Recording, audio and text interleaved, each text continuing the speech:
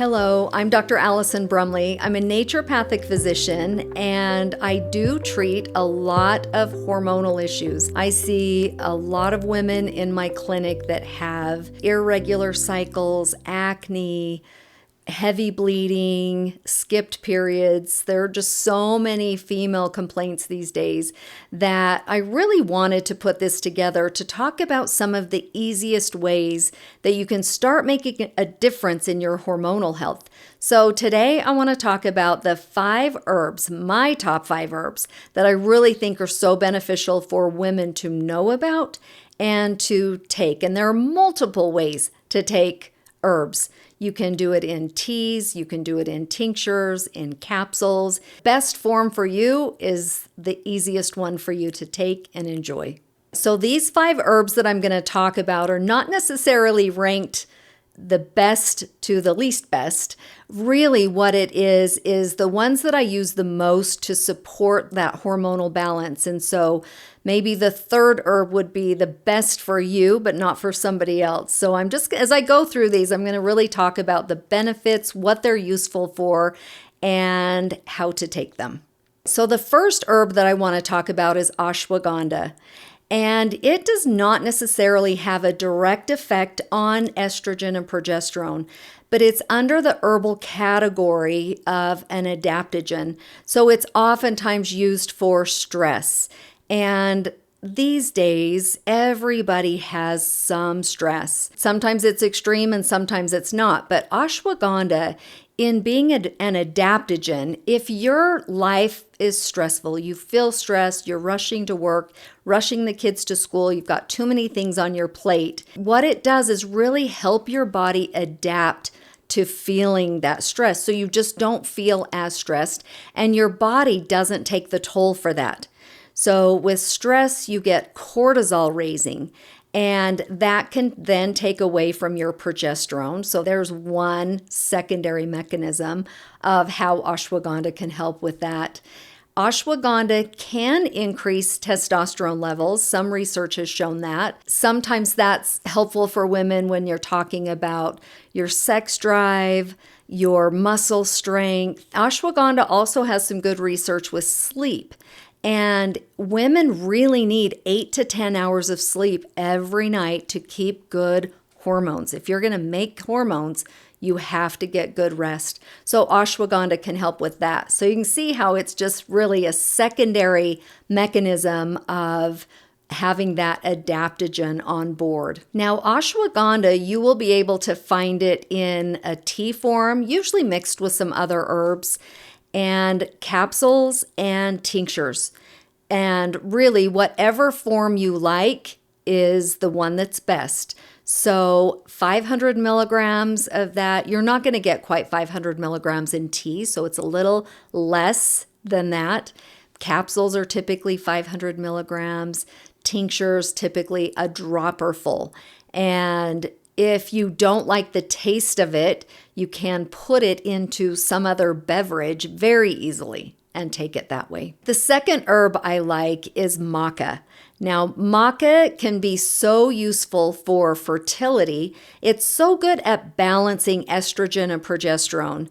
There are different varieties of maca. Some are a little better for women who are postmenopausal or going through menopause, and others for more of that premenstrual and fertility. They aren't often distinguished, but some companies will distinguish between what phase of hormones you're in is the best one to take for you. Maca is an adaptogen very much like ashwagandha, so it helps your body adapt to stressors. And in doing that, it relieves pressure off the entire hormonal system. So a lot of what we're doing with these herbs is really you get nutrition from herbs, just like plants that you eat. They're full of vitamins, minerals, sometimes proteins, antioxidants, and all of those really support the body's mechanism to function right. And so if we're trying to really balance hormones and give your body the best food, those herbs end up being the food that feeds your body to feeling great, and which is really what we want. Maca is oftentimes used for fertility because of its balancing effect. It's not one that you take through pregnancy. It's once you get pregnant, you stop taking the maca. But it can be so helpful for helping with that fertility issue, which over the years has become greater and greater. I think our environmental toxins are what really prompt most of us to feel crummy and not have regulated hormone balance. So whether you look at the ashwagandha or the maca, both of those adaptogens can be taken at any point in your life. Maca, you'd go off during pregnancy. Maca has a pretty strong flavor. You can get it in a powder and put it in a smoothie, and it also comes in capsules. But as a tea, you won't see it very often in tea blends because of that strong flavor. So if you don't mind the flavor, the powders are great. They're easy to add to a smoothie or other drink. You can take it once or twice a day. It's not quite as useful for sleep as the ashwagandha is, but still, as an adaptogen, it helps with that daily functioning of the body. The third herb I like is Vitex, or Chaste Tree berry. I use that a lot. It's one that I incorporate into my seed cycling schedule, where you take that Vitex only the second half of the month, and that's between that ovulation phase and then the next menstruation. So more typically a day 15 through 28 on a 28-day cycle. I will oftentimes have women take that whether they're bleeding off that cycle or not, to really help try to re-regulate that cycle so that they can be closer to that 28-day cycle. Even if you're skipping periods, still keep to that 15 to 28 day. It helps the most with progesterone, which really helps with fertility. So it is one that I use as I'm trying to help women with fertility issues. It works on the pituitary, and another function that can really help with fertility is that Vitex will decrease a level of prolactin. Now, the pituitary gland makes prolactin. Prolactin's the hormone that triggers a woman to make breast milk. And so at certain times in your life, you're breastfeeding, you want that prolactin high. It can become high if you don't ovulate well. So sometimes I will run it in blood work just to see how strong is that ovulatory cycle.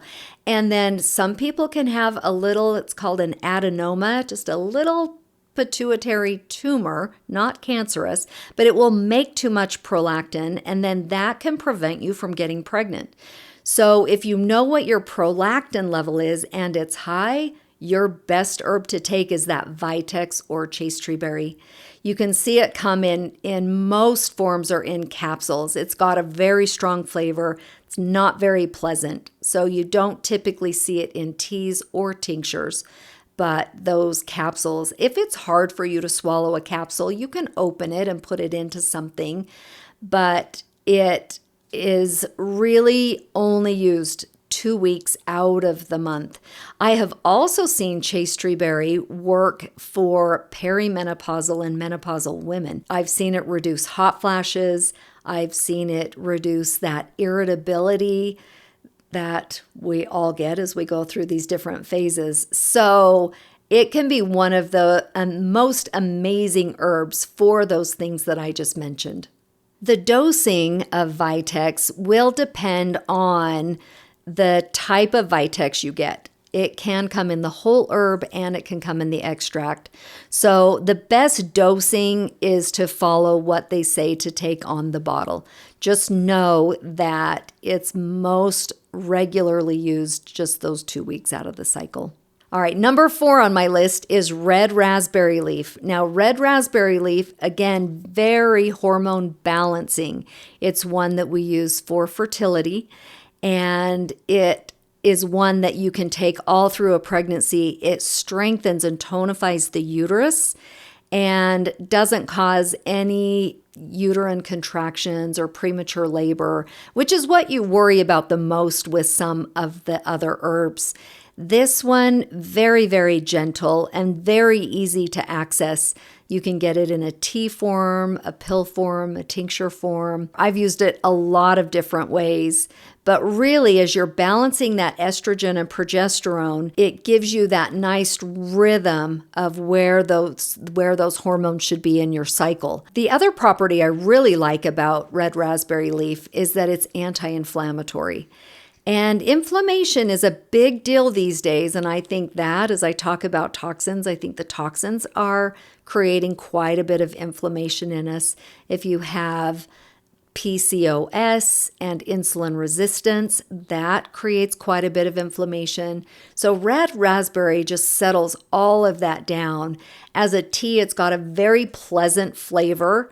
And it's a really easy, good thing to take. I don't use it as often through those perimenopausal, menopausal years, but there would absolutely be nothing wrong with that. I use it more for cycles and pregnancies. Red raspberry leaf can be taken every day at every part of the cycle.